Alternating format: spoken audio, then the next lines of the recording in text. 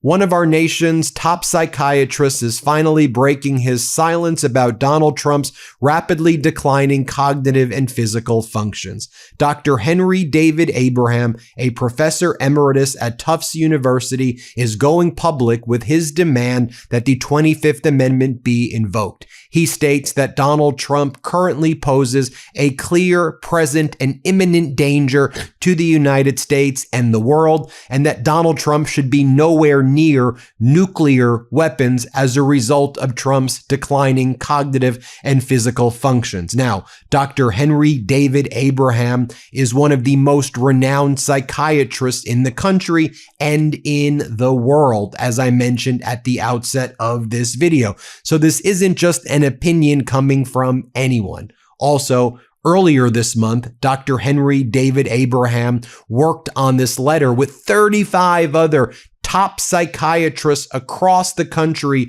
who also concurred with this opinion that Donald Trump's cognitive and physical functions render him incapable of being the president of the United States, and that Donald Trump should be nowhere near nuclear weapons or nowhere near the military generally.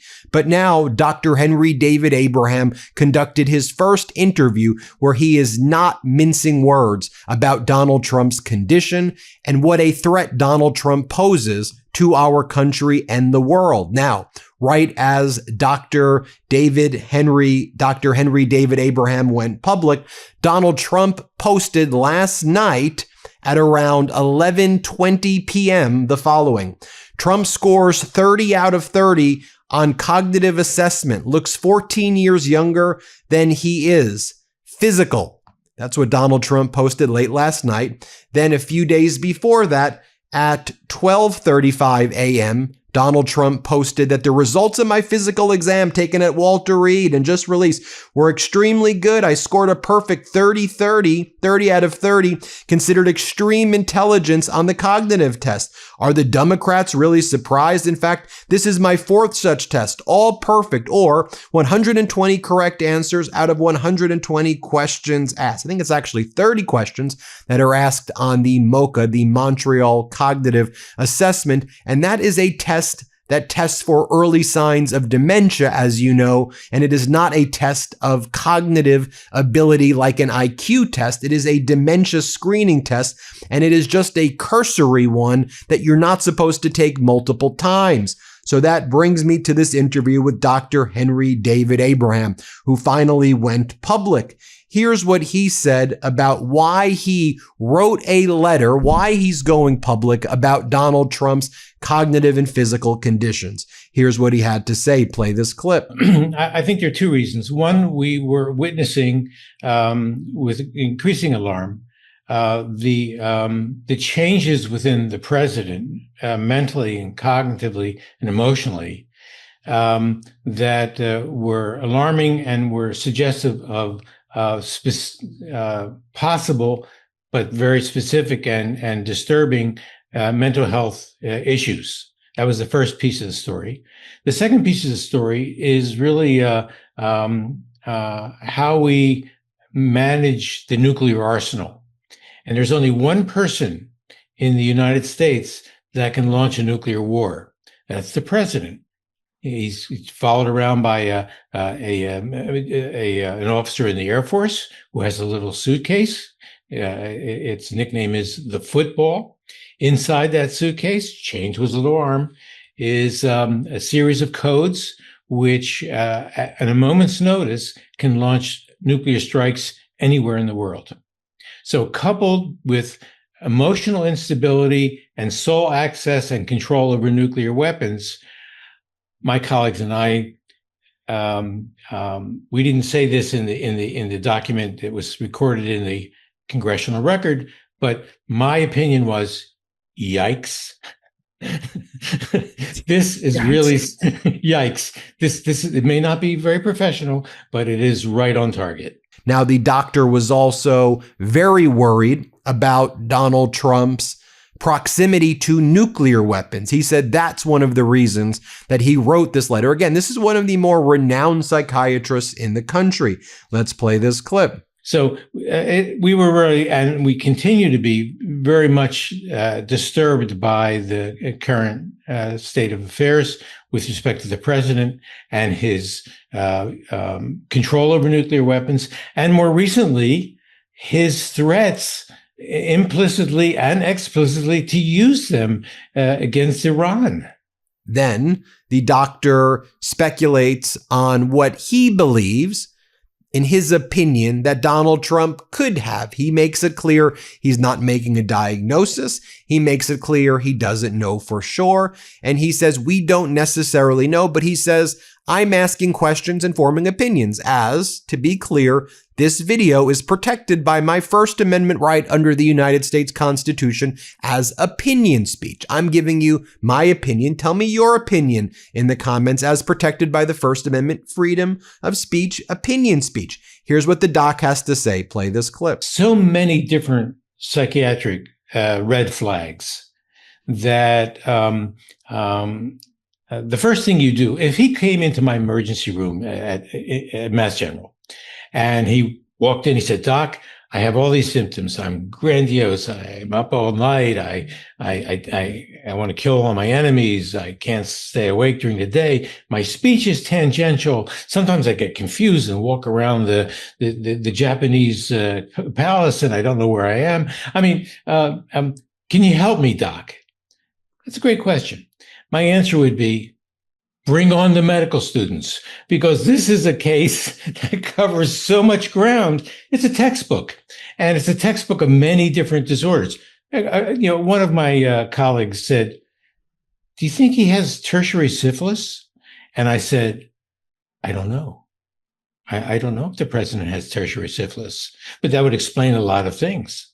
What are the symptoms of tertiary syphilis? Oh, I mean, he could have, signs of dementia, signs of poor emotional control, difficulty thinking things through, poor judgment, abnormalities in gait, motor abnormalities. So, but let's not let the record not show that he has tabes dorsalis. We don't know that. But I would know a lot better if I had a serological test for syphilis. Now, in terms of the MoCA test, that Montreal cognitive exam that Donald Trump talks about, where you have to identify the animals, here's what the doc says about the MoCA test and other tests. Play this clip. Start with a complete neuropsychiatric battery. That would take several hours or so, not 10 minutes that a MoCA would take. That would be a good start. We could do a careful neurological examination. That hasn't been reported. We could do an MRI of the brain. That, as far as we know, has never been done. We could do drug testing to find out why he's awake all night tweeting and sleeping all day during cabinet meetings. You laugh, but there's obviously a sleep-wake reversal here, and that's a serious problem in any president, including Joseph Biden. So we want to call it as we see it, right across the plate. And the other issues are that this is a fellow whose symptoms appear to have accelerated in the last 6 months or so. He's become more grandiose. He dresses himself like the Pope. He has an image that he's posted online that shaking hands with God. I mean, if I were to describe this on late night TV, it would be a yak a second, right? But we're talking about the president of the United States. This is the real deal here. This is crazy stuff. And my colleagues recognized this, and we said, look, a grandiose, impulsive guy, given to rage attacks, awake all night without controls, with access to the nuclear codes. What's wrong with this picture? We've got some big news that is blowing my mind that it's not getting nearly enough attention. So right now, more than 60% of the United States is experiencing drought conditions, and more than 20% of the country is in extreme drought. Honestly, have you heard about this anywhere? Front page headlines, leading the nightly news? 'Cause it seems like a pretty big deal to me, is all I'm saying. According to climatologists, this is one of the most severe and widespread drought events that we have seen in decades. The main culprit is an unusual La Nina pattern, which shifted storm tracks farther north and left huge parts of the country, especially the south, southeast, and Rocky Mountain regions, without the rainfall that they depend on. And here's the critical climate story in all this. Rising global temperatures are making this drought even worse. Hotter air pulls more moisture out of the soil and vegetation, intensifying dry conditions and putting enormous stress on crops, water supplies, and ecosystems. Colorado, Georgia, and Florida are among the hardest hit states right now, with some areas facing exceptional drought, and relief may not come anytime soon. Experts say that meaningful improvement is unlikely until late summer or even next winter, when a potentially historic El Nino could shift weather patterns in the opposite direction. So the Trump administration can ignore climate change all they want. Climate change sure is not ignoring us, and we need to make sure that we are keeping these issues front and center. That's it for this report. Now I want to hear from you. What are your thoughts on this news, on climate issues, and on our climate coverage like this?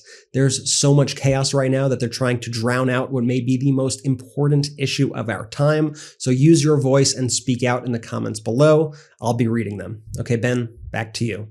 More from Dr. Henry David Abraham here about the other tests that Donald Trump should be taking, that he would want to administer. Play this clip. A multiplicity of organic findings in his brain that would, in fact, influence his thinking, his emotions, and his behavior. That would be a tremendously powerful tool. I had, years ago, I had one of my patients he was a professional criminal. He was a bad dude. And in fact, I didn't know at the time, but he was a serial killer. He would kill people. He didn't tell me about that.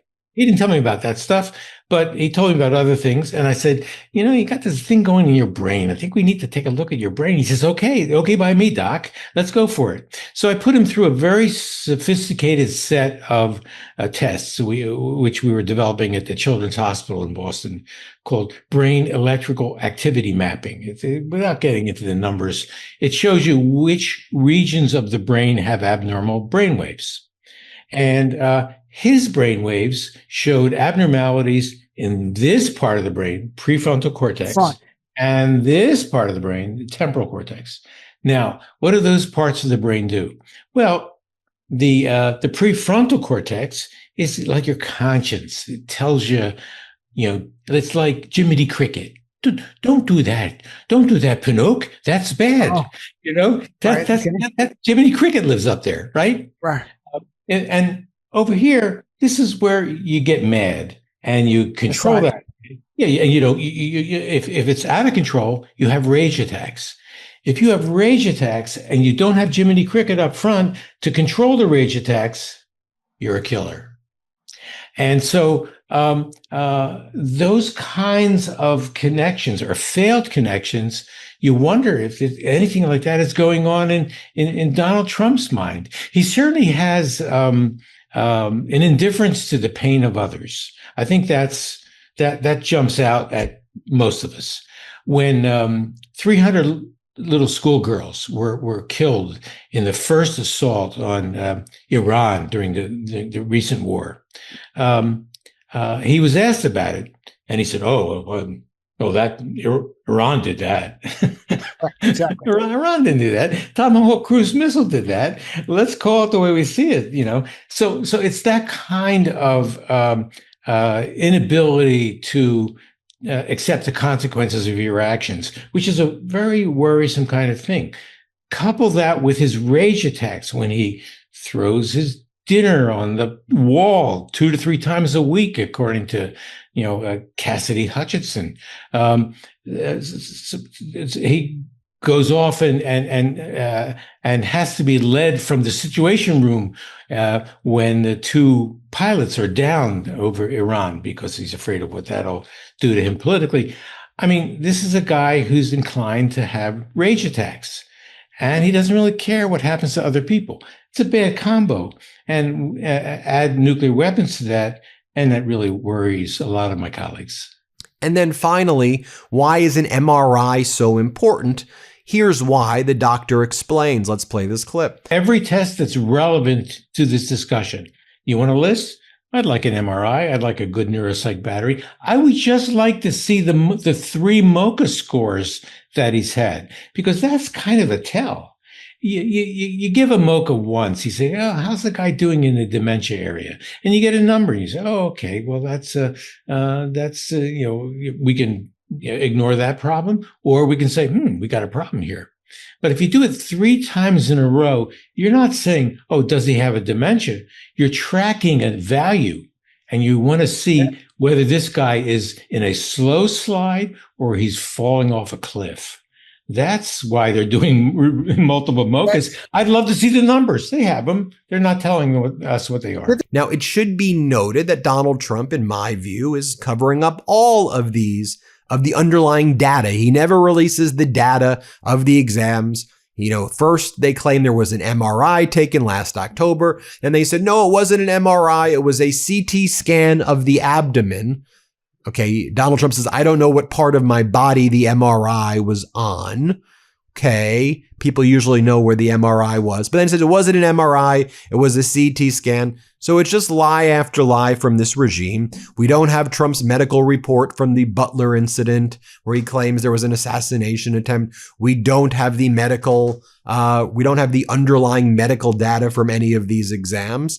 And it's, the reports that are produced are like, Donald Trump's hands look the way they do because he shakes a lot of hands. There's only light swelling in his legs. His health is demonstrated by the fact that he keeps a rigorous schedule. There's no mention that the guy falls asleep wherever he goes, and he falls asleep during the day. But you heard there from a top psychiatrist wanting the 25th Amendment to be invoked, joined by 35 other top psychiatrists who believe the top psychiatrists in our country who say invoke the 25th Amendment. And that, by the way, was just entered into the congressional record. Let me know what you think. Hit subscribe. Let's get to 7 million subscribers. And thank you all for watching. Love this video? Support independent media and unlock exclusive content, ad-free videos, and custom emojis by becoming a paid member of our YouTube channel today. You can also gift memberships to others. Let's keep growing together.